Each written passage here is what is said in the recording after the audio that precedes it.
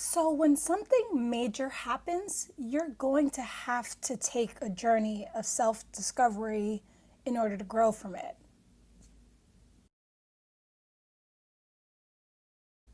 Welcome to This Life Reconsidered, and my name is Janina.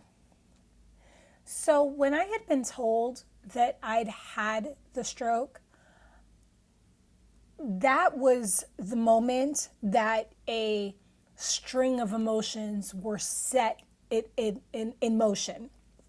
And I guess essentially you can call them the stages of grief. But I will say that the one that I remember most vividly holding on to and having a hard time letting go of was denial. And I would say that this was the first one that I held on to, and for quite a while. Even after leaving the hospital, and it was in no way deniable that I had had this life altering event happen to me. But it didn't change the fact that I was still nursing a very, very sensitive wound, because for me, I was invincible, or I perceived. And so to realize that something like this could happen so abruptly was really, really mentally damaging. And so I held on to that denial. And as I reflect on it, I would say that the amount of time that I held on to that denial is probably why it took me so long to move on through the stages of grief. And I would probably even argue is what kind of throttled me and kept me in a very darker place, and hindered me from allowing myself to move on. But that's the thing about the stages of grief, is that everyone needs to kind of go through that process as it works for them. But for me, that denial was what anchored me, because as long as I didn't fully accept that this was happening to me, then I didn't have to kind of feel all of the stages that came after that. And I couldn't give you a concrete cutoff time, but I will tell you that it was that the denial that I felt as I attempted to try and do very simple things like, go back to work before I was told that I couldn't go back to work, or enrolling in speech therapy, I was carrying that feeling of denial. And it forced me, and it was kind of how I ended up kind of channeling my frustration on people that were just trying to help me, because I wouldn't accept that this had happened to me and that life really had changed. And the reason I'm talking about this and I'm underscoring this story is because without kind of the acceptance of the denial part, you can't go through the process of grief and ultimately kind of rediscovery. So I think that I would, as I think about it now, that denial that I allowed myself to carry for the first couple of months slowly became the anger and the fury that I was feeling, because I spent so much time living in the cloud of denial that I didn't even have a chance to get through the natural anger, the frustration, the temper tantrums, the the belligerence, the frustration, and you have to go through that. And as I reflect on that time, it was carrying all that denial that gradually led me to kind of feel the anger. Why was this happening to me? And I found myself just kind of beating all these kind of like very, very like metaphorical pillows because I was so angry. And it was because I was allowing myself to kind of now let out all the things that I probably should have felt a little earlier. But I would say that it took me a good couple of months to get to a point where I could fully appreciate my anger for itself, and the anger was really important for me because at least I was starting to accept the fact that this had happened. And it was a gradual process. I wasn't fully embracing the fact that it happened, but at least I was starting to treat it as an actuality, and by doing that, I can start to sort through all of my feelings in that particular moment. After that, I would argue, and I think that it was kind of like one of those things that was kind of like gradual, where I went from the anger and then started to sink into that deep sadness. And at that point, that was when I wouldn't talk to people. That was when I wouldn't leave my house. That was, I'm in my pajamas. And I would probably even say that for me, as I reflect on that, it was partially anger and partially depression. So I was kind of straddling both of those emotions because this is when it's really slowly starting to settle in that life is different. And the deep depression I felt was of helplessness. And then I'd fluctuate from like high of angers. And it was a whirlwind of emotions to the point that I kept my distance from almost everybody, only allowing a handful of people in my universe, because that is how intense I was feeling and the levels of emotions. And so it was kind of after that aggressive cycle that I would probably say would be maybe a little less of maybe 4 or 5 months, because I needed to kind of spend a lot of time with myself to kind of sort out all of those feelings.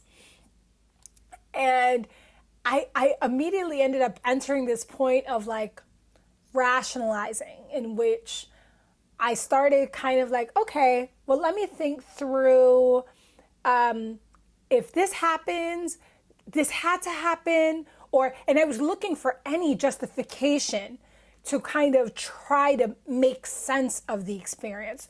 And I don't think that that's something that I personally would have been able to do without going through the anger and the frustration. Now, going through these stages is a very personal thing. And in that point, when I was getting to rationalizing, this is when I started to become a total student of, stroke study. And I started rereading all the reports that would come from the doctor's offices, a lot of things that were really inconclusive, which was really frustrating. And then I would turn to Dr. Google to help analyze why my case was so unique. And maybe it was because I was under so much stress, and maybe it was because of a combination of medications, all things that could have played a factor, as I learned, but things that were never really all that conclusive and definitive in my case, unfortunately. But I needed to make sure that I could label this, because finding a definition was going to give me peace, or so I believed. And I remember living in this phase of rationalizing, not as long, because no answer ever really made me very happy, especially when, I mean, the doctors had told me as much as they could tell me. And so I'm without an MD, I couldn't, come up with any additional logic, but I felt better trying to come up with some type of logic. And because I'm a logical person, and that was really what was the most important, right? That I could put my spin of logic, something I could sleep with, and something that would allow me to feel that maybe this experience was part of some bigger, convoluted master plan. Slowly starting to reconcile the fact that, you know what, I can't undo what has happened. And the only thing I can do is choose to stop wasting time and move past the experience. And I know that because of how mentally challenging and how traumatizing that experience was, I would probably even argue that it was maybe a year when I slowly started to feel like myself, because I had been living in these phases, and somehow, to a degree, even revisiting parts of them, even though I had gone through months of anger and acceptance and rationalizing and whatever, I would find myself vacillating between all of them, just based on when the world got a little hard, or when I wasn't feeling like myself, or because I used my daily emotions to kind of guide me and allow me to step into one of those other emotions of mourning. But when I had finally gotten to acceptance, it was kind of like when it kind of was one day when I was able to start getting up, and that the stroke wasn't the first thing on my mind. And that's really, really hard, because when something like that happens, it's almost virtually impossible for that not to be the first thing on your mind. But acceptance was one of those things that was really, it just snuck up on me. When it did, it was kind of like, okay, well, it's a fact of life, but it's not an all-consuming reality. And, I remember one day I just checked in one day, and I noticed that I wasn't in one of the other emotions. And it felt better. I wasn't completely over everything, but it was finally starting to feel just like a part of me. But in that stage of acceptance, I started to find peace in the fact that I was here. And that kind of slowly gave way to a level of optimism and positivity, because I had started to let go of all of the emotions that were weighing me down, and started to find much more relief in the fact that I had even more time to recover, and then I could finally get to a point in which it just was a fact of life, but wasn't a governing reality. And this, and even though the stages of grief don't necessarily include this kind of like gratitude, I'd argue, and I'd like to contend, that after you're able to get to acceptance, you step into another phase that is partially understanding, partially gratitude, and maybe it's more understanding first and then gratitude and peace and reconciling and balance. Maybe it's a little more neutral. I like to think about it a little bit more positive because at that point I wasn't carrying the anger. But it's still an important phase, because once you're able to get through the pain and the toxicity that you're carrying, that you need to kind of work through, because I don't believe that you can kind of go through that kind of journey and not allow yourself to feel the rest of it.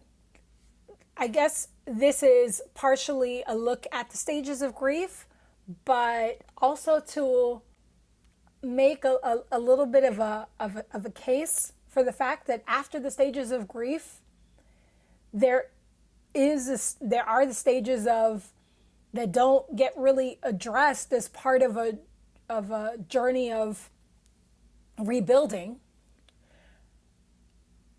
which is understanding, appreciation, and eventually gratitude. And it doesn't mean that you won't find days in which you're somehow consumed by the pain or sadness or upset feelings that something has happened, but the difference is that they're not consuming you. And so as you walk through, if you ever have to go through an experience in which you're carrying the stages and you're walking through the stages of grief, it may not be the worst thing in the world to think about the stages as the gateways to understanding, harmony, balance, and hopefully gratitude if you're willing to see the glass half full. I think that those stages are the aspirational, and it takes people their own time to kind of find them. But as I look back on that journey, the fact that I'm here and have learned to appreciate the experience for what it was, is the benefit of feeling all the other pain.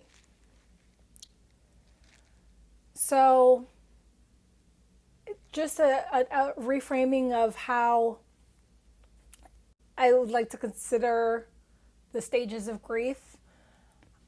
Have you walked through the stages of grief? How has that affected you? Are there other stages that you feel are very unique to your experience? I'd love to kind of learn that and talk about that. Please leave me your thoughts in the comments. And if you want to get more content like this, please subscribe to This Life Reconsidered. I'd love to have you. Thanks, and I'll see you at the next one.